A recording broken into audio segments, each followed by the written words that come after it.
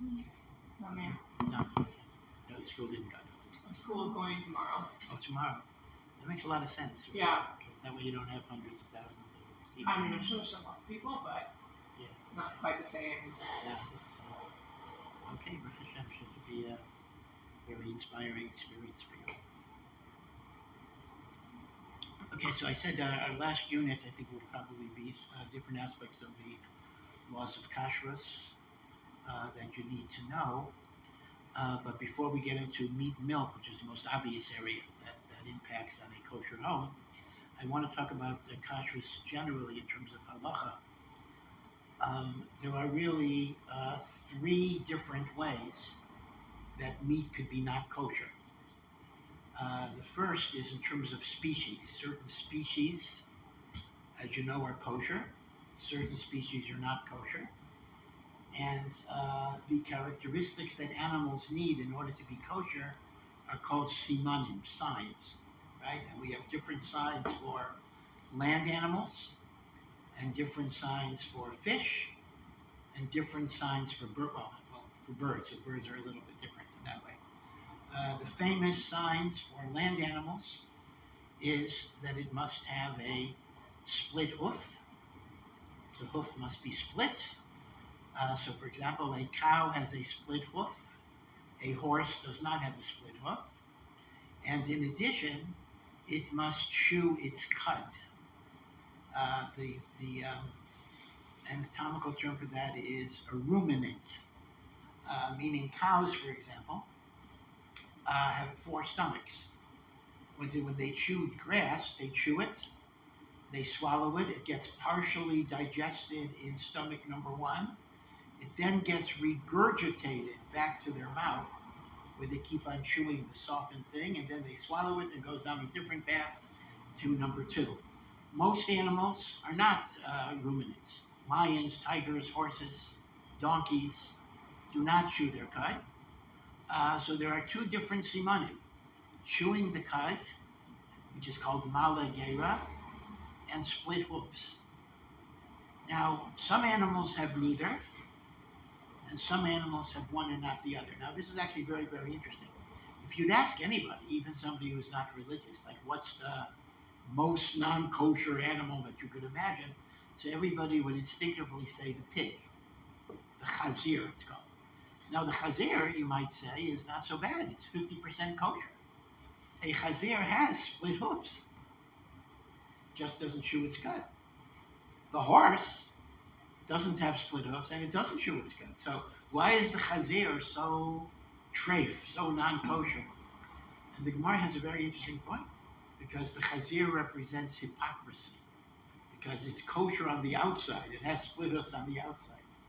So you look at the chazir from the outside, and it looks fine. Inside is totally not kosher. It doesn't chew its cud.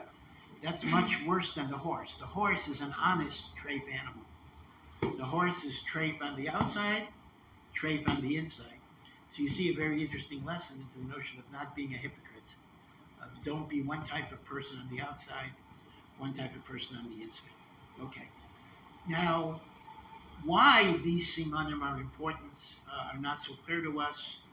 Basically, it's been pointed out that ruminants, by definition, are not carnivorous animals. They live on plants, and the Torah does not want us to eat carnivorous, meat-eating animals, because meat-eating animals have a certain cruelty in them. They take life, and even though we're allowed to eat meat, but the point is we don't want to absorb from animals the notion of cruelty. Okay, so that's the first thing that you need to know, that everybody knows. That so for land animals, it's split hoof, chewing cud. For fish, it is scales and fins. So eels are not kosher. Shellfish are not kosher. Whales, dolphins, sharks are not kosher. Now, I want to point out an obvious observation here. That is, the definition of fish and land animal in the Torah is not the same as the biological definition. For example, a whale is not a fish. A whale is actually a mammal because a whale produces milk. A whale feeds its young by milk. And yet, in the eyes of the Torah, anything that primarily lives in water is halachically a fish. Now, this may be semantic, but if I were to ask you, what makes a whale not kosher? So if you were looking at it as a biologist, you would say, well, a whale is a mammal, and a whale does not chew its cud, and a whale does not have split hoofs. That would not be the correct answer. A whale is not kosher because halachically it's a fish, and it does not have scales, and it does not have, well, actually, a whale has fins. A whale does have fins, but a whale doesn't have scales. Shellfish, generally speaking, have neither. Eels have neither. Right? Okay. So land animals have simanim, and fish have simanim. When we come to birds, though, it's actually very, very interesting.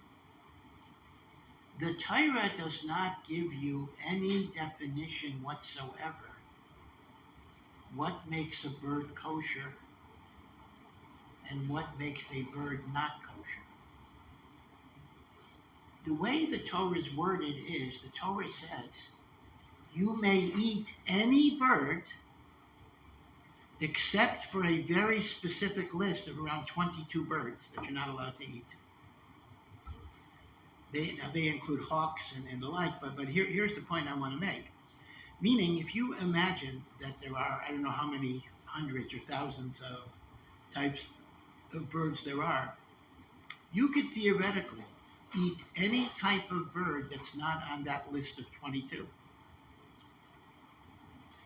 But since we're not sure about the exact translation of the 22, so the way we work it is, you can only eat birds in which there's a received tradition that they're okay, like chicken, geese, ducks, and the like. Meaning,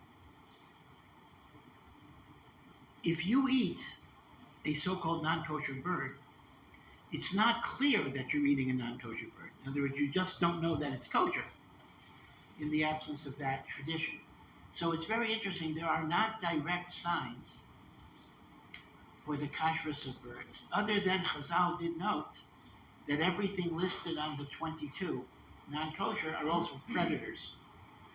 So it would include things like eagles, hawks, falcons, owls. Owl is very vicious. Sometimes people think, owl, a nice little pet would be a pet owl. Don't do that. Owls are very mean. They are carnivorous, and they have to have 10 fresh mice every day. So it's not easy to have a pet owl. Okay, alrighty. So that's level number one, meaning is it a kosher animal? Is it not a kosher animal? And we have different definitions for land animals, for fish, and for birds. On that level, even though we use the word treif, right? Treif is really a Yiddish word. You'll see shortly where it comes from. We describe, let's say, chazer as treif. But the technically more correct term for chazer, for horse meat, for dog meat, if you live in China, all of that is not kosher, is called behema tameya. It comes from an impure animal. That's the term that you use for non-kosher animals. Okay. Now, the next level is, let's assume you have a kosher animal. You have a cow. You have a bull. You have a goat. You have a sheep. You have a deer. Deer are kosher animals. Deer are both ruminants and have split hoofs. So, the animal has to be killed a certain way. And the way the animal is killed is a process that is called shechita. So if the animal is not killed by shechita, it's killed by shooting it, or it's killed by electrocution, or even if it is killed by shechita, the shechita was not a kosher shechita we'll talk about, how that would work. So that's also treif, right? So for example, if I walk into a non-kosher supermarket, let's say in the United States, a regular supermarket, so I can't buy the pork because that's behema tmeya. But why can't I buy the hamburger, right? Hamburger, even though the word ham is in there, but hamburger is a kosher animal. It's beef. The answer is because the hamburger was not shechted. So the kashrus of the pork and the kashrus of the hamburger, or the non-kashrus, are for two different reasons. One is because it's behema tmeya, and the other is it wasn't shechted. So what is that called? So again, colloquially, we'll just call it treif. That's the colloquial way of saying it. But technically, it's a different avera. It is called nevela. Now, nevela really means a carcass. It is simply the term that Chazal use for any animal that was not killed by a process of shechita. So what's the So the species? again, didn't hear you. What was the phrase for the wrong species? Behema tmeya. Behema is one word. Tmeya. Now, you may ask me, well, isn't that semantic? I mean, it's treif, you're not allowed to eat it. What's the difference if it's behema tmeya or it's nevela? Is there any difference practically? As a matter of fact, there is. Let's say, God forbid, somebody is, their health is endangered and they have to eat meat or they might die. And there's no kosher meat available. No kosher meat around. And the only choice is a piece of pork or some hamburger that wasn't shechted. So according to Halacha, you have to choose the less severe prohibition. And eating a kosher animal that wasn't shechted is still a sin, but it is not as severe as eating behema tmeya. And as a result, if there was no kosher meat around at all, and the person is in sakana, the person is in danger, we would give him the non-kosher hamburger rather than give him the non-kosher pork. That's called nevela? The kosher animal, but not from the kosher way is nevela? That's nevela. That's the word nevela. Nevela means a kosher animal that was not slaughtered in a kosher way. Now, another example would actually be, although, let's say somebody's not ready to keep kosher. They're not ready to keep kosher. But there may be a point, okay, you're not ready to eat kosher, but at least eat hamburger instead of pork. In other words, once again, you would encourage them to do the lesser sin. Okay. So now, I don't want to talk about shechita totally. You probably get a good YouTube video on it. I haven't checked it out. But just to explain what the general process of shechita is. Now, shechita is necessary for land animals and birds. Shechita is not necessary for fish. As long as the fish have scales and fins, they don't have to be shechted, even if you just took them out of the water and they died, or you clubbed them. I mean, not that it's humane, but there's no problem of nevela for fish. There is no concept of nevela for fish. It is only for land animals and birds. Okay, so shechita involves severing across the underside of the neck, the soft part of the neck, severing in one movement, one fluid movement, and it's not pressing, it's a back and forth movement, really, severing the trachea, which is the breathing tube, and the esophagus, which is the food tube. Okay, so you'll get a shochet, back, very sharp knife. In fact, the knife has to have no nicks in it at all. And the way a shochet tests the knife, the shochet has to stop every few animals and be sure that the knife does not have a nick, is he runs his fingernail across the sharpness of the blade, and if the blade is not completely smooth, what's going to happen? His fingernail is going to be caught. Now, this is not recommended for novices because you might cut off your finger. These are extremely sharp knives, but a trained shochet actually has one fingernail that's a little bit long, in which he runs it across the blade. This, by the way, is very, very important because in the course of shechting, knives can get dented, knives can get nicked, and then the other shchitas are not going to be kosher. So, like every few shchitas, the knife does have to be checked, and you can fix it. If a knife has a nick in it, you just sharpen it. You scrape, you take a sharpener and it's sharpened and the like. Now, shechita has a number of halachos. Number one, it must be a horizontal motion, not a pressing motion, meaning if the shochet presses on the neck with pressure, it's not a kosher shechita. It must be just a horizontal cut.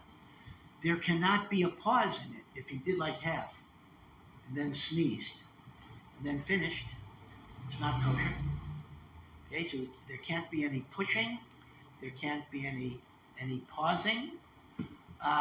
There cannot even be any pulling. That's the problem of a nick. When you have a nick in a knife, so instead of just cutting, the nick pulls the trachea or esophagus.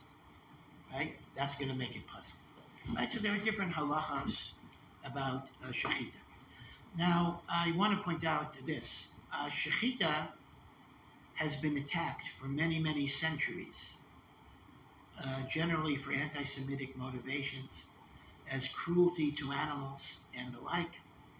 And even today, there are places in Europe, Switzerland, it's a small country, but there are, Switzerland has Orthodox communities, Hasidic communities in Switzerland. And you're not allowed to shecht in Switzerland. Switzerland does not allow the ritual slaughter of animals. This goes back hundreds of years. Of course, Switzerland is a small country, but all meat has to be imported from Belgium or Italy or some other countries and the like. Every once in a while, there is even movement in the United States to ban shechita. But let me point out that scientific studies have shown over and over and over and over again that shechita is the most humane way of killing animals because the animal loses instant consciousness. I mean, let's consider the alternative. What do you do? What do non-Jews do? If you don't shecht an animal, how do you kill the animal? I mean, non-Jews eat meat, unless you're a vegetarian. So the answer is you either shoot the animal, or they take a sledgehammer and hit the animal over the head. Well, that's a lot more painful. It actually is a lot more painful. Shechita is instantaneous loss of consciousness. The animal feels no pain. And this has been attested not just by Jewish rabbis. The world's greatest expert in animal behavior is actually a very, very interesting woman who's actually autistic. Mm-hmm. But she has a PhD in animal behavior, and she's a professor, I believe, some university, but her name is Temple Grandin. And maybe because of her autism, it's not clear, she kind of is almost able to communicate with the animals. And she described shechita as a very painless losing of consciousness in a very, very gentle way. So the Torah did choose the most humane way to kill an animal. Now, she did make an interesting point. She made a point that animals are agitated before shechita because they see other animals being killed, and they also hear the bellowing of the animals being led to shechita. So she suggested modifications in the slaughtering houses in which each cow walks down its own little pathway and is not aware of the other cows. And then they wouldn't have fear. But this is not a criticism of Jewish slaughter per se. This is a criticism of slaughterhouses in general that don't do that. Also, I have to say there are practices in Jewish slaughter, not the shechita itself, but the preliminary practices, which may create some difficulties. For example, the animal is turned upside down. In other words, it's lit in order to give the shochet easy access to the neck. In other words, the neck is facing up instead of facing down, which makes it much easier to shecht. but on the other hand, that can be very, very disorienting. So if you're an animal advocate, if you're a person who loves animals, do not be concerned for shechita per se. Shechita is painless. Shechita does not cause the animal any distress. But I think it's okay to advocate for various humane changes in the preparation for the slaughter. That could be a better experience for the animals. Yeah. Does shechita have to be done by a man, or could it be like a machine that does the same? Yeah. So okay, that's a very good question. So shechita has to be done by a person. It cannot be done by a machine. It must be done by a Jew and not a non-Jew. So even if a non-Jew knows how to shecht, a non-Jew can learn how to shecht. It's not a big deal. Shechita is not so hard once you know the procedure. But a shechita of a non-Jew is nevela. It's still nevela. The interesting question is, can a woman shecht? So according to the strict halacha, a woman could shecht. But it's customary that women do not shecht because of the fear, maybe it's a stereotype, that they'll faint at the sight of blood and they will stop in the middle of the shechita, and that will render it good. Now, that's not a problem by a bris, by the way. By a bris, see, even if you stop, it's okay. In other words, if a movel fainted halfway in the middle of the bris, that actually wouldn't be a serious problem because you could finish, someone else could finish the bris. But shechita is a problem because you'll recall shechita has to be done without any break. So if there's a break, the whole shechita is going to be invalid. Yeah. But isn't it like more accurate in terms of if you have a machine who does it in one shot? Like a human, like you can only be so perfect. Like you can't. I feel like this is really, really hard to do. Like one shot, a heavy knife. Like, yeah, you're making you know what you say makes sense, but I think in a way that's the whole idea of the Torah. You know, the idea of the Torah is that Hashem wants dira b'tachtonim. He wants his dwelling in this lowly world. He wants through human effort to bring Hashem into the world. So even though our efforts are much inferior to the angels can do a better job, a machine could do a better job, but Hashem wants it to come from us. Okay, so that's what shechita is a very, very big deal. Shechita is very, very humane. Now, an interesting shiur was this: in Nazi Germany, the very first laws that Hitler proclaimed before he had direct anti-Semitic laws was he made a law that you can't shecht until you first stun the animal, so the animal is unconscious when you shecht it. And that was thought to be avoiding cruelty to animals. And that was a huge shaila among poskim before World War II, whether stunning followed by shechita would be kosher. There was one great posek who said it would be kosher, but most of the poskim all said no, because they were afraid of a slippery slope. Once you allow this regulation of shechita, you may have all sorts of regulations and restrictions that would create a problem. Okay, so if an animal is not shechted properly, it is called navela. So the pig is behema tameya, and even if you shechted a pig, it wouldn't help. And a cow that's not shechted is called nevela. Now, there's one other thing you need to know. The Torah prohibits eating nevela, but the Torah also prohibits eating terefa. The word treif is a Yiddish diminution of the word terefa. Now, terefa, so nevela means a carcass that was killed without shechita, or died by itself, by the way. But died by itself, it's nevela. Trefa literally means a torn animal. Torn, like by another animal. Now, this is extremely important. Even if an animal is kosher, and even if it was shechted, if in its internal organs there are perforations, holes, rips, tears, or broken bones in the skeleton, it is called a trefa animal, and you're not allowed to eat it.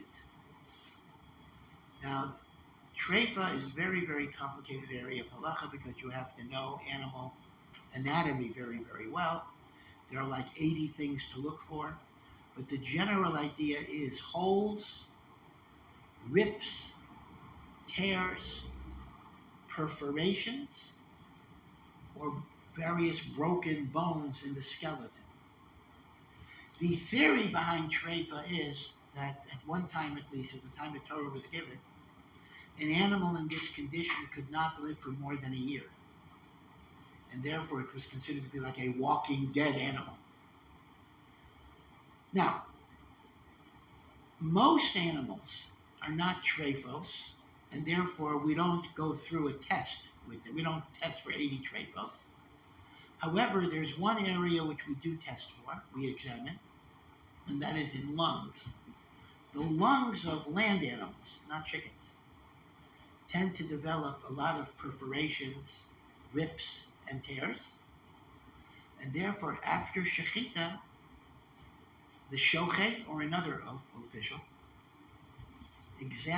pulls out the lungs, and examines for perforations. So you're saying that's the only part that they check really closely? That's correct. The other, they don't check the skeleton? The other, they don't check. Unless they see. What you see is you have to deal with. But if they're not aware of any problem, they don't check for it. Are you allowed to do it? Allowed to do what? Not check the problem? Yes, the reason is because since most animals do not have those problems. But let me explain how this comes up a lot. Now, when I say broken bones makes an animal treifa, you understand what I mean? I'm talking about it was a broken bone when the animal was alive before shechita. Mm-hmm. If an animal is shechted, Obviously. I mean, it's like eat a chicken, and then you break a bone, that's not a problem. Broken bones are defects prior to shechita, render it a treifa. Now, this is a problem that the bread and butter of many rabbis in the olden days, not so much today, was housewives would bring their chickens to the rabbi because they would buy a live chicken. They would take it to a shochet, to shech. They didn't have stores like that.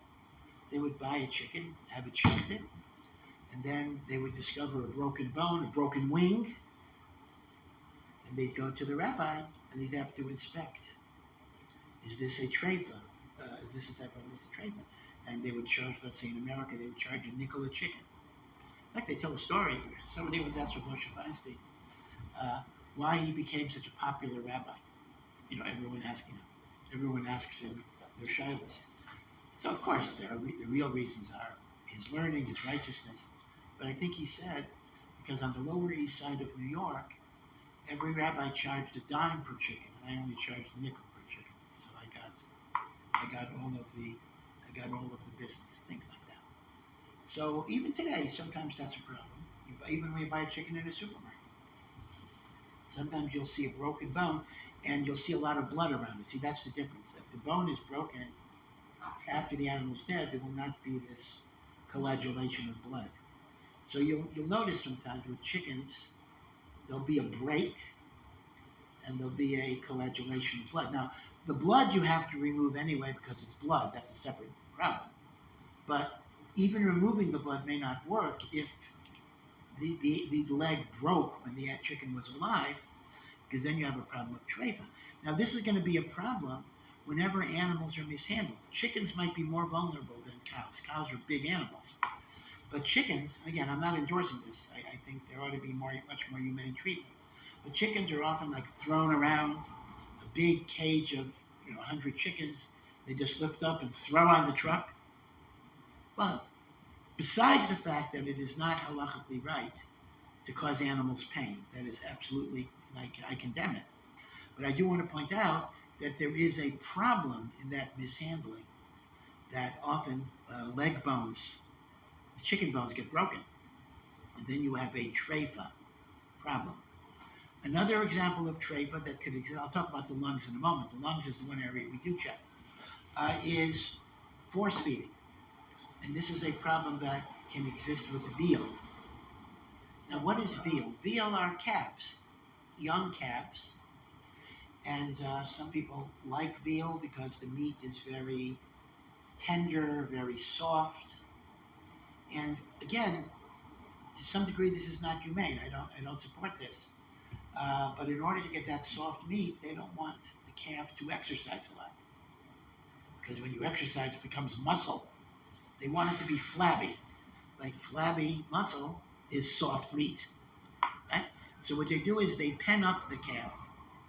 The calf doesn't move, and they just stuff it with food. So it just gains all this weight. And even force feeding. I mean, force feeding quite literally can mean they, shove it down the throat. Now, inhumane, not good. In fact, I know people who will not eat veal in protest to the animal cruelty that's involved. Okay, and be aware of that. I'm not endorsing this, but I want to point out, in addition to all of that, there's a real problem of treifa, because forcing food down the esophagus can create a puncture or a rip in the esophagus, and that can make an animal treifa. So with something like veal, there may have to be an extra check of the esophagus to be sure there is no problem. Now, I'll get to lungs in a moment, because lungs is the one area that we check for all kosher animals. Even chicken? No, I mean all kosher land animals. Before I get to lung, let me mention another problem. When an animal is a treifa, it's not just the meat that's usher. The milk of a treifa cannot be drunk, and the eggs of a treifa bird, treifa chicken, cannot be eaten. So you'll ask me the obvious question: how can I ever buy milk? Milk came from a cow. Now, when the cow gets killed or shechted, they check organs or whatever. But when the cow is alive, nobody's checking it.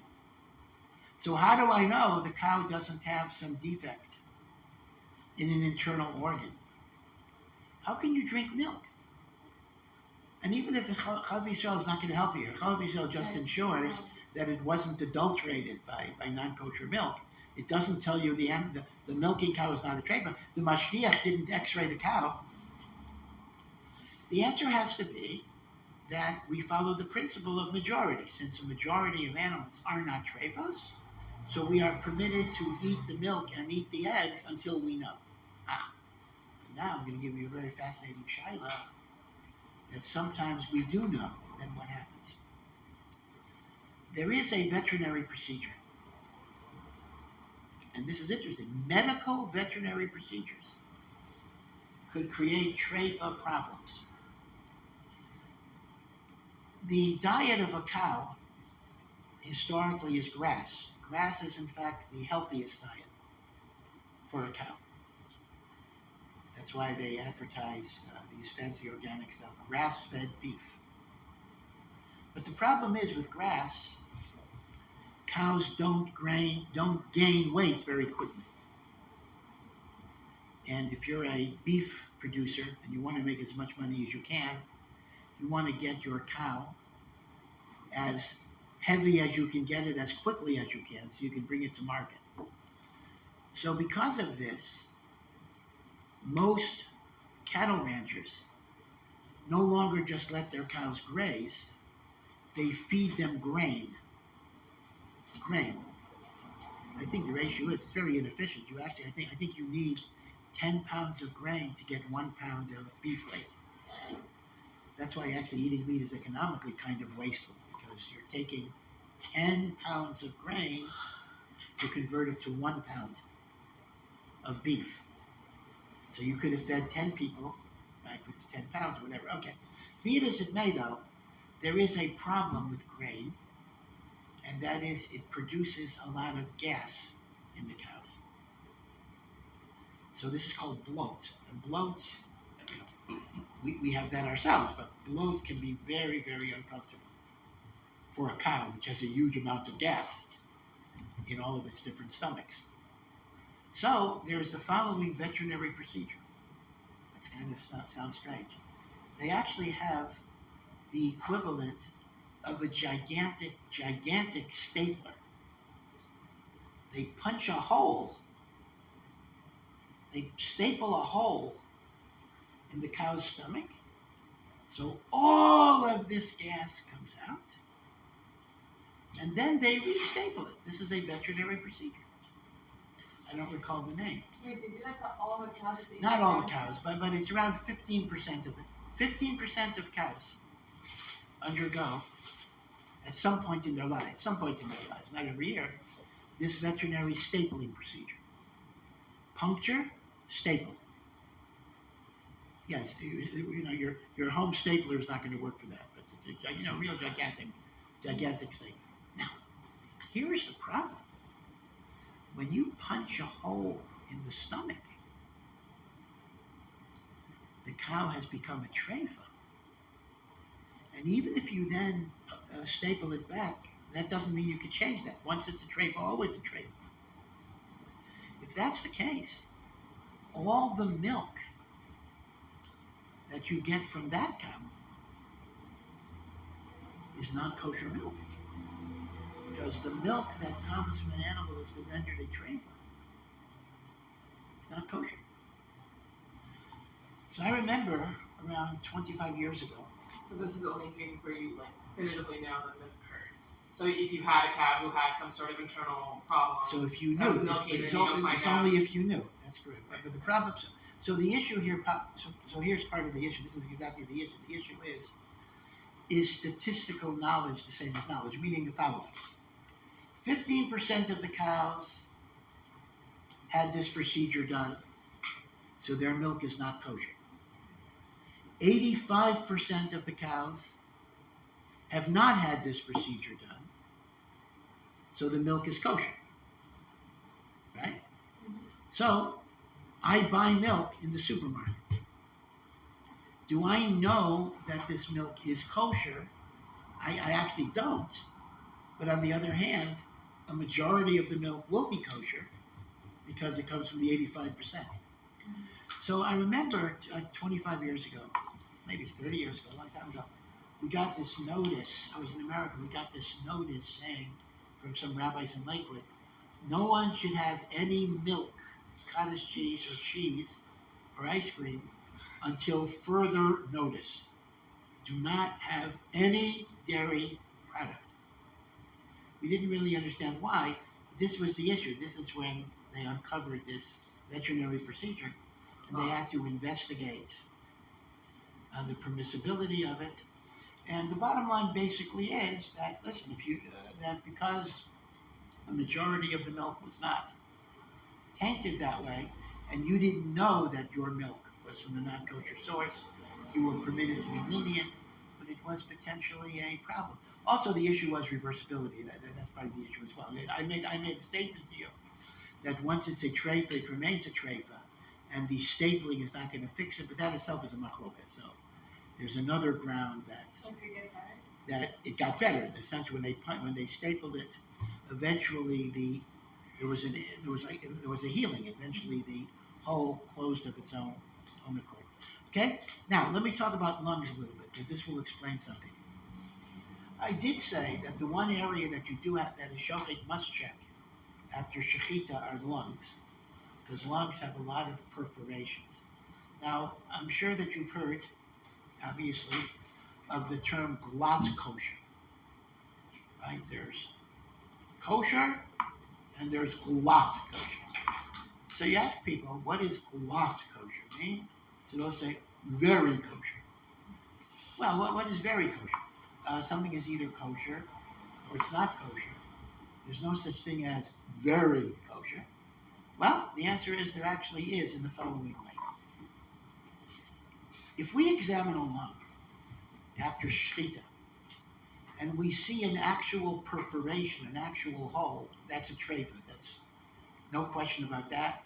That's going to be discarded, thrown away, or sold to non-Jewish slaughterhouses. You don't have to throw it away. You can sell it, but you sell it to a non-Jewish establishment. Now, very often you're not going to find a hole, but you will find an adhesion.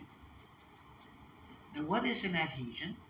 Again, if you picture a lung, whether it's a human lung, or an animal lung, there are different tubes, different lobes of the lung. But often there'll be some gook, some semi-solid gook that's kind of connecting the lobes, some type of almost like solidified saliva that's connecting it. Okay? Those are called adhesions. And the Hebrew word for adhesion is sircha. Now here's the problem.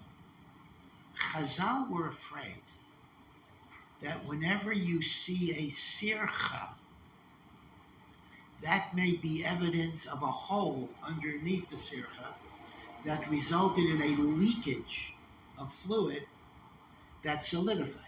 So a sircha does not make an animal a treifa alone. It's not the sircha, but the sircha is seen as evidence of an underlying hole. Now, in theory, what you can do is the shochet can try to gently scrape away the sircha, gently, because otherwise he'll make a hole in the blood, and then see if there's a hole below it or not. But it's very, very hard to scrape away the sircha gently enough not to damage the lung. But I thought you said that once they're checked, then like any I understand. No, I understand that. I wasn't saying that the hole that he makes would make it a treifa, but he wouldn't be able to know if there. He won't be able to know. So, one test that a shochet does is, this may sound a little gross, is he treats the lung like a bagpipe. He puts the lung in water, and he blows into the top of the lung, and if there's a nekev, there'll be a bubble in the water. So if there's a bubble, there's a hole, it's treifa. If there's no bubble, it's kosher. Right? So there are two ways you could deal with the sircha issue. One is by gentle scraping, and the other is by blowing it in water and seeing if there's a bubble. Glatt kosher, glatt in Yiddish, it's a Yiddish word, just means smooth. And that is simply a chumrah that says if there's any adhesions on the lung, we do not sell it as kosher meat. We will sell it to a non-Jew. So instead of saying, so if it's not glatt, there could have been adhesions and they were tested for. That's the hope. Glatt means the lungs of this animal are certified as smooth. In fact, the Hebrew term for glatt is chalak. Chalak in Hebrew means exactly that, smooth. Lungs are sircha free, and in that way we don't get into the questionable area of whether the sircha evidences a hole or does not evidence a hole. Now, the reason why you don't have glatt kosher chickens, I mean, they sell it sometimes, but that's a misnomer, is because chicken lungs don't have the adhesions. So every chicken is a glatt kosher chicken. But cattle do have these adhesions, and glatt is a certification that it's smooth. Now, Lamaisa, it's a well-known phenomenon. The smooth check is like the one where they scrape or the one where they run the water? I didn't hear you. The check if it's glatt kosher, is it? No. When they check glatt kosher, that means they check the lung if there's no adhesion. In other words, you only have to do those other tests if there's an adhesion. Glatt says there's no adhesion, so there's no hole there at all. They don't have to do any tests at that point. Do we know what the adhesions represent? Didn't hear you. The adhesions, do we know what they represent? Like, could it be something normal in the lung? Adhesions are very normal, but no, adhesions are normal. I said most animals have adhesions, but so they. why would we consider it like? No, because the reason is because they do come from perforations in lungs. Lung perforations are very common, and when a lung is perforated, even a little hole, liquid comes out of the hole, and when liquid comes out of the hole, it kind of semi-solidifies and becomes an adhesion. And that's why there's a problem. Adhesions normally indicate a hole, and then you have the test of either scraping or immersing in water. Glatt says we only take animals without adhesions, so there's no problem. There is no hole. But if the hole is like a normal thing that happens in most animals, and the animal's lungs are still functional, Yeah, it makes a would it be difference. considered healthy or like the new healthy? Well, let me put it this way: it's not healthy. I mean, it's normal. That simply means that animals damage themselves. I mean, keep in mind that animals swallow nails, animals swallow thumbtacks, animals swallow barbed wire, meaning there's all sorts of stuff that goes in that damages their insides. So it is normal, but it's not healthy. Now, there is a real problem in glatt kosher that has to be addressed, and that is, statistically, the percentage of meat, of kosher meat that is sold as glatt, is higher than the percentage of cows that have smooth lungs. I don't have the exact number. I'm going to make up a number just to illustrate. Let's imagine, my numbers are not exact, but the point is valid. Only 10% of cows have absolutely smooth lungs. And yet, 25% of kosher meat is marketed as glatt kosher. Which means, in other words, some meat that is being claimed to be glatt kosher may in fact not be glatt kosher. Okay. So some make the argument, okay, if it claims to be glatt kosher, you can at least be confident that it's kosher. If it claims to be kosher, maybe you're not so sure. Meaning the idea is that glatt is just at a higher standard, but the technical meaning of glatt may not be fully satisfied. Now again, I am oversimplifying, but I just wanted you to understand the difference between kosher and glatt kosher, and in Hebrew, glatt kosher is called chalak, which means smooth, chalak. And it's referring very, very specifically to lungs and the problem of sircha. Yeah. Could it be that the 15% of lungs are smooth statistic is in non-kosher animals, and the fact that there's 25% is because animals that are raised in like kosher farms are more likely to be healthier, so it's a higher percentage? I'd have to see the breakdown.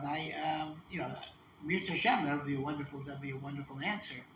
I'm not sure if it's right, and again, I'm not sure that the conditions in a kosher farm are automatically going to be better in terms of barbed wire, in terms of all of the things that rip lungs. I would like to think the kosher farmer would be more careful, but unfortunately, you can't automatically say that. Okay? So this is, so after shechita, we have the problem of treifa. So as a result, therefore, meat could be not kosher for three reasons. It could be behema tamea, like pig. It could be nevela because it was not shechted properly. Or it could be treifa because it has a perforation, a hole, a rip, a tear, a broken bone in various areas of the body. And therefore, even if it's shechted, it cannot be eaten. So I just want to point out that the Yiddish phrase, we say, this is treif. Now, treif comes from treifa. But you understand that when we use treif in a colloquial way, we are referring to all types of non-kosher. So if you wanted to be pedantic, if somebody tells you, oh, this chazer is treif, so you would say, oh, no, it's not treif, it's behema tamea. Okay, but don't get into that. They'll think you're odd. But technically, treif is being used in a loose way. Treif is referring to treifa, technically. Okay. Alrighty. Now, let's assume you passed all your tests. Kosher animal, shechted properly. We examine the lungs and anything else that we might be aware of. There's no treifos. There's no nekavim. It's glatt. There's no sirchos. So now I got myself a kosher carcass. Well, it's still not the end of being able to eat it. There are three things I gotta remove even from a kosher animal that was properly slaughtered and is not a treifa. The first thing I gotta remove is something called chalak. Now, chalak is fat. Now, obviously, There is kosher fat and non-kosher fat. Right? Now, obviously, we eat meat. There's fat in the meat. But there are two types of fat in an animal. The kosher fat is called shuman, and that's the fat you'll see in meat. Shuman. See, because by the time you get it, the non-kosher fat was removed. But there is another fat that is called chaylev.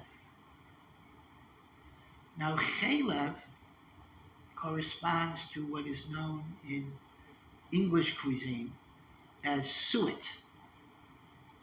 S-U-E-T. And chaylev is like a dark, soft. I mean, you've never seen it, because remember, by the time you get your meat, it's been removed.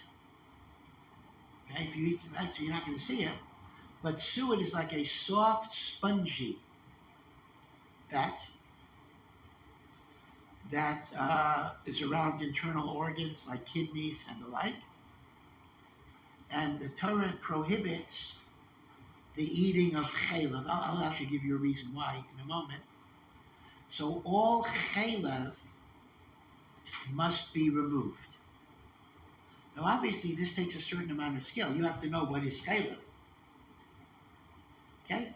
But now, who removes chaylev? I mean, remember, the shochet checked the lungs, right? Who removes chaylev? So that's not the shochet's job anymore. That is a job of a kosher butcher. So to be a kosher butcher is a job, is a skill. A kosher butcher is not only somebody who sells kosher meat. I mean, if he works in a supermarket, maybe he's just getting wrapped up meat that he sells. But if you're an actual old-fashioned butcher, you don't see them that often today, but an old-fashioned butcher, he actually has to do some halachic work. He has to remove the chaylev. Because eating chaylev is actually, in terms of punishment, is worse than eating chazer. Eating chazer, you transgress a negative commandment. Eating chaylev, you're chayav kares, death in the hands of heaven. Chaylev is very chomer.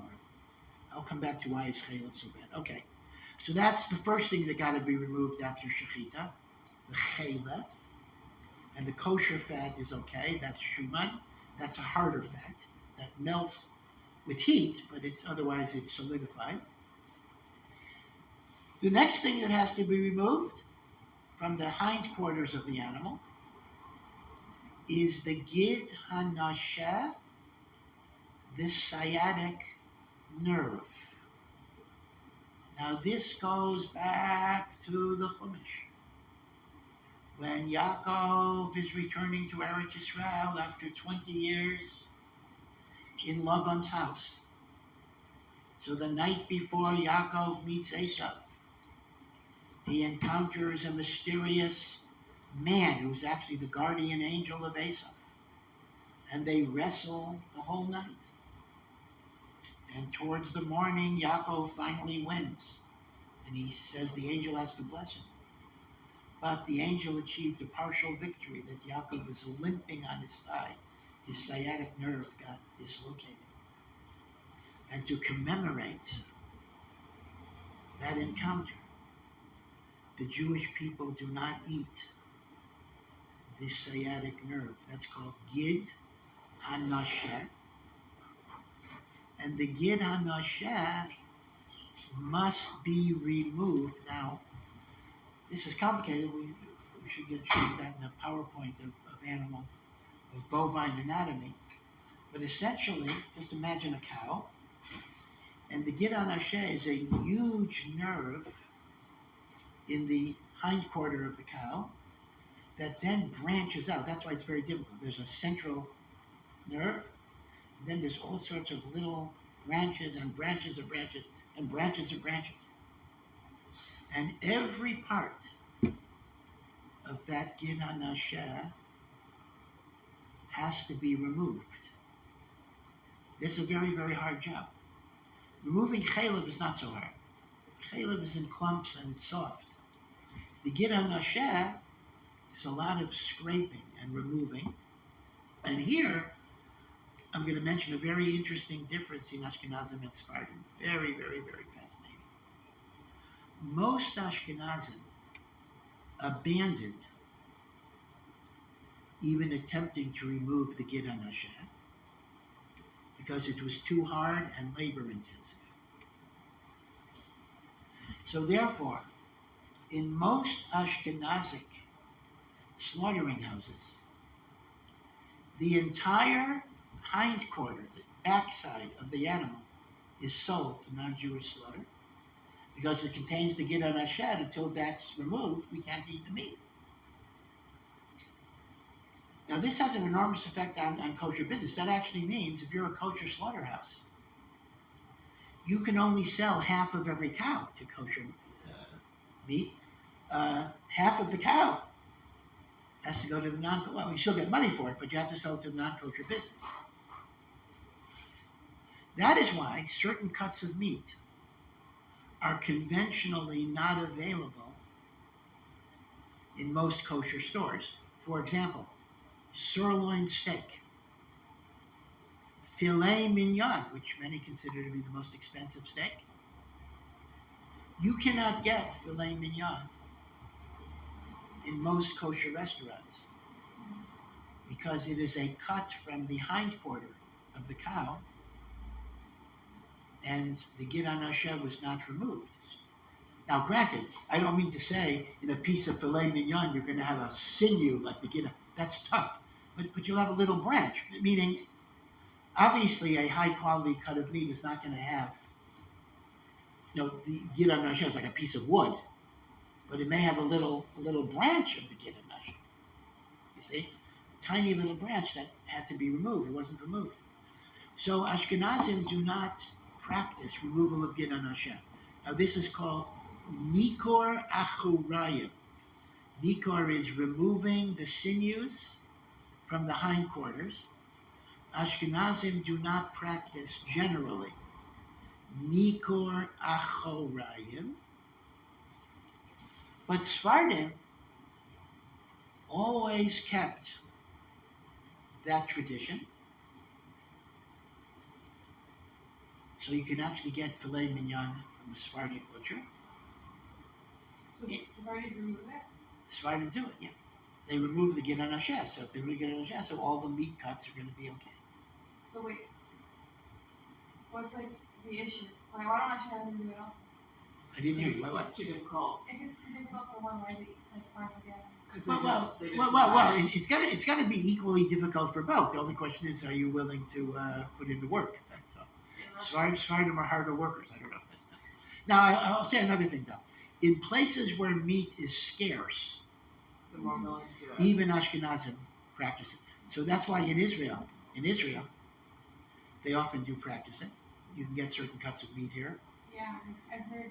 You can get certain cuts of meat in Israel, even though the meat overall is inferior quality generally, but you can actually get cuts here that you cannot get in the States. And also, if you're rich, you can get special order. In other words, let's assume I want to serve filet mignon at my son's bar mitzvah. So I can't get it from a regular butcher.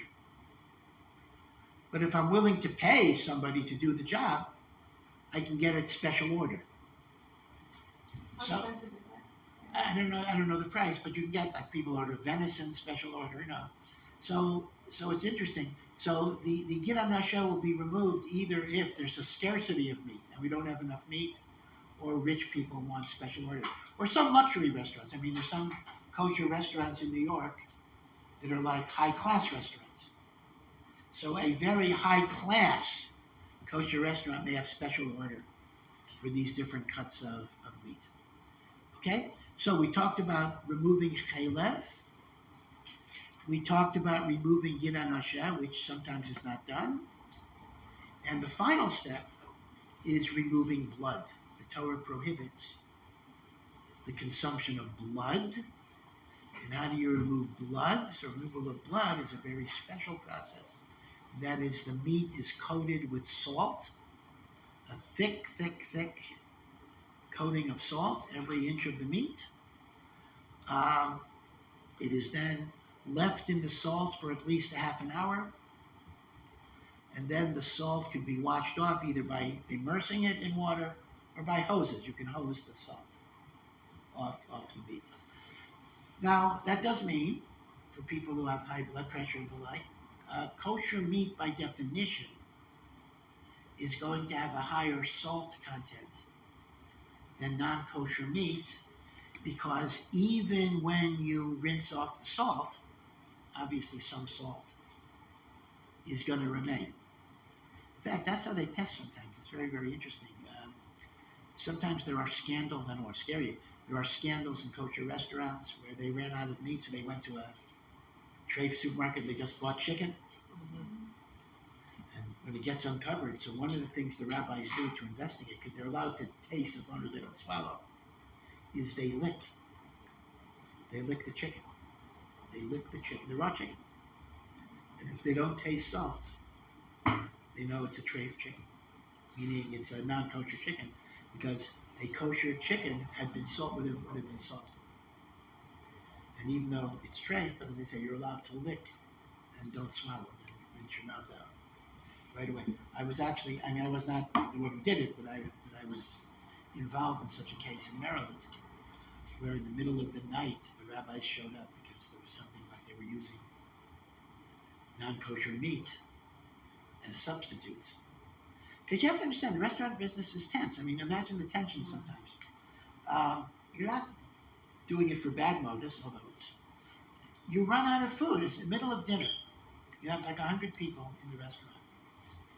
And you've run out of food. You don't have any more kosher chicken. And you're right next door to a giant supermarket. So the tza'ar is very big. Instead of telling 100 customers, go home, we're out of food, you just tell your waiter, your non-Jewish waiter, go to this supermarket and just buy me 30 chickens. Now that's awful. That's a tremendous sin, but this is how it works sometimes. A restaurant runs out of food, and they buy non-kosher food. So it gets discovered. Now there's supposed to be a mashgiach, right? That's why kosher restaurants have people in there to watch this, but the mashgiach is not always there. Occasionally, Baruch Hashem, not often, he's in on it. He's a co-conspirator with it. Or somebody says to him, if you tell, we're going to slit your throat, whatever. They threaten his life and the like. But in the case I was involved in a little bit, somehow Mashgiach uncovered what the owners were doing, and the rabbis decided to do a 1 a.m. raid, of the restaurant, testing the chickens with a salt test and the like. Okay. Now, when I was growing up, people bought meat and they koshered it at home. Meaning to say, whether it was chicken, whether it was beef, you sprinkle the salt, and the salt draws out the blood. That's the idea. The salt absorbs the blood, and then you wash it away. What happened in around the mid-1960s was a great invention, which is the Jewish equivalent of sliced bread, and that is pre-koshered meat. The meat was koshered by the butcher or in the store. So when you buy your chicken or buy your beef, ready to eat, that was a tremendous convenience, pre-koshered meat. But it does have the unfortunate effect that many religious people grow up without ever being aware of how you kosher meat. So that became a lost talent, as it were. Now, salting is the main way that you remove blood from meat. This is called malicha. Malicha is salting. But there are certain types of meat, or one type of meat, in which you cannot salt. It's considered to be so engorged with blood that the salt does not pull it out, and that is a liver. A liver is engorged with blood, and livers cannot be koshered by salting. Livers can be koshered only by broiling, and the heat of broiling draws out all of the blood. So if you were to buy a raw piece of liver, most people don't buy a raw piece of liver, but if you were to buy a raw piece of liver, you could not salt it you would have to broil it. Now, the minhag is you salt it a little bit and then broil it. Now, broiling is going to be a problem because the blood comes out, but that blood is treif, so you can't broil it in a regular kosher pan. You have to have a special liver pan, so to speak. It's only used for liver. It draws out, and usually it has holes in it. It's like, imagine a griddle. It has holes in it, and you put the liver on top, and then the blood runs out. And then at that point, you could chop it up, make chopped liver, or whatever, liver and onions, whatever you want to do.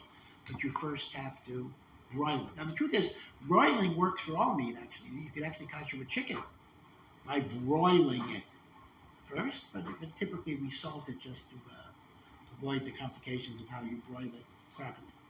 Okay, so I hope you see, we haven't even gotten to meat and milk, but I hope you see how many processes there are in kosher meat. Got to be a kosher species. It got to be shechted properly. It can't be treifa. You got to remove the chayim. Those that practice it, you have to remove the gid hanoshet, the sciatic nerve, and you have to remove the blood. Removal of the blood used to be done by the housewife. Today, it's largely done by the butchers or in the kosher supermarkets or the like. By the way, you can kosher with sugar. I'm not aware of anyone that does that. Sugar is considered to be as effective as salt, and that's why it's called koshering salt, right? Even in koshering salt, malicha is a thicker salt. It's not powdery salt, it's thick. So even professional cooks, they may not understand what this is for, but they'll put a professional cook, a Gordon Ramsay or somebody, to say, add kosher salt, or whatever. But kosher salt just means it's used in removing the blood. It is, I can't remember whether it's salty or less salty, but it's one of those two. So like, well, it's big. It's a big. It's coarse, very very coarse. But like literally, like if the recipe calls for kosher salt and you want to substitute you got to regular salt, you have to change the amount. You have to change the amount. Because they're different levels of saltiness. Right. That is correct. Okay. Now I just want to mention an interesting observation of Ramban that two of these things, chalev and blood. So the Ramban says, you know why chalev and blood are forbidden? Because when you brought a sacrifice in the Beis Hamikdash, the chalev was sacrificed on the altar, and the blood was sprinkled on the altar. So it's very interesting. Unlike, for example, pig, which we reject because it's like a bad thing, chalev and dam are actually the opposite. They're so holy and elevated that we only use them for sacrifices. We don't use them for anything else. And especially with blood, that's very evident, because the Torah says over and over again, you shall not eat blood, because blood is the life force. Blood is the life force. Blood has the nefesh. The animal soul is in the blood. And you are not the owner of life to be able to appropriate it. It's almost like the blood has a certain holiness, because the blood represents life, and only Hashem controls life. Yeah. But when we salt an animal, how can we be sure that we completely drain the blood? Oh, okay, so here let me mention the following. It's interesting. If you've ever, well, let's say you have a steak, right? And you cut into the steak, and red juice comes out. At least if it's, let's say it's a rare steak, not well done. So if you have a rare steak or a medium rare steak and you cut it, red juice comes out. Now, where's the red from? If you put it under a microscope, presumably you would see red blood cells. So actually you are eating blood even after salting. But halachically, the concept is any blood that remains after the meat has been salted for a half an hour no longer has the halachic status of blood. So even if it's scientifically blood, it's no longer covered by that status, you see? So yeah, the red juice that you're drinking or eating is blood, but it's residual blood after malicha, and any blood that remains after malicha is halachically not forbidden. Oh, one other thing about blood I want to mention, interestingly enough. Blood, of course, is forbidden whether it's animal or bird. What about human blood? Now, I'm not talking about vampires. I'm talking about, your gums are bleeding, right? Can you swallow your blood? How does that work with a nosebleed, whatever it would be? Finger, cutting your finger. Can you suck it? So here, this is very interesting. Under Torah law, human blood is not forbidden. Human blood is only forbidden rabbinically. But the rabbis say we don't have the gezerah until it is separated from your mouth. So whatever in your mouth is not a problem. So if your gums are bleeding, you can suck your gums and swallowing the blood is okay. But once the blood leaves, let's assume that you bit into a piece of bread and there's like some red blood on the bread, you have to remove the piece of bread. You can't eat that bread. Once it's left your mouth, it is forbidden. So that would actually mean you would not be allowed to suck your finger, and if you want to, but suck your finger or the like, but whatever within your mouth, past your lips, or a lip, right? So if you're a bleeding lip, you can't suck it in, but if it's inside of the lip, you'd be allowed to. So that's about human blood. Now, what about fish blood? Sometimes there's fish blood. If you're a fisherman, you'll see it. So fish blood is also mutter, but because it looks like animal blood, it's only mutter if there are scales. So if you're eating the blood with the scales, so it's clear that it's fish blood, but if it's just a cup of fish blood, that you're not allowed to. Right? So these are rabbinic degrees. Okay, so this is kind of our little bit of introduction to the general rules of kosher meat, and what is entailed in kosher meat. And then next week we still have class right now. We're going to talk about the main issue that a person, right, most of these things take place before the meat gets to you, so you don't have to worry about all of this stuff. But the one issue that you do have to worry about is meat and milk, basar v'chalav. That's the most practical area of kosher. So we'll talk about some of that next week. Yeah. For the meat, is there like when we salt it, do you just salt the whole animal, or is there like you salt piece by piece? No. Generally speaking, what happens is you don't salt the whole animal. Generally speaking, at the butcher, the carcass is cut up into big sections. There's the 4/4, this and that. So it'll be at least like 8 or 9 big pieces. But 8 or 9 pieces, they're going to salt each of those pieces separately. There is a rule, interestingly, I'll tell you one more rule about salting that can sometimes be relevant. It says that if meat was not salted for 72 hours, for 3 days after it's slaughtered, the blood gets congealed and dried and doesn't come out. So therefore, meat that has not been salted for 3 days after shechita cannot be koshered, but the exception is if at any point within the 3 days it was soaked in water, that starts the clock again. So even if you're not going to salt it for 6 months, if you never have 3 days go by where you didn't immerse it in water, you're still going to be okay. Now, this raises a very interesting question of frozen meat.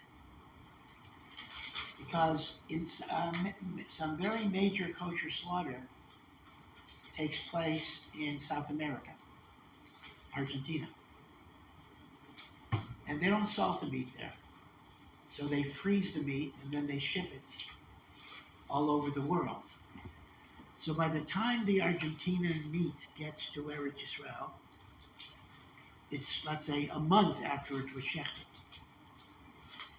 But it had been frozen for that entire month. So the machlokas is, do I treat freezing like immersion in water? So I never had 3 days without water, and therefore I could kosher it after it defrosts? Or do I say, no, it was frozen, it was not immersed in water, and the blood congeals. So that's a machlokas. Some people are very machmir. They will not use frozen meat that was frozen for more than 72 hours after it was shechted, if it had not been salted at that time. Other people are lenient. Now again, if it's salted, you could freeze it for 20 years. That's no different. We're talking about freezing meat before it was salted.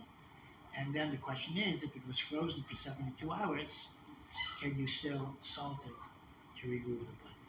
Okay, maybe we'll stop here. Have a wonderful week and enjoy the road.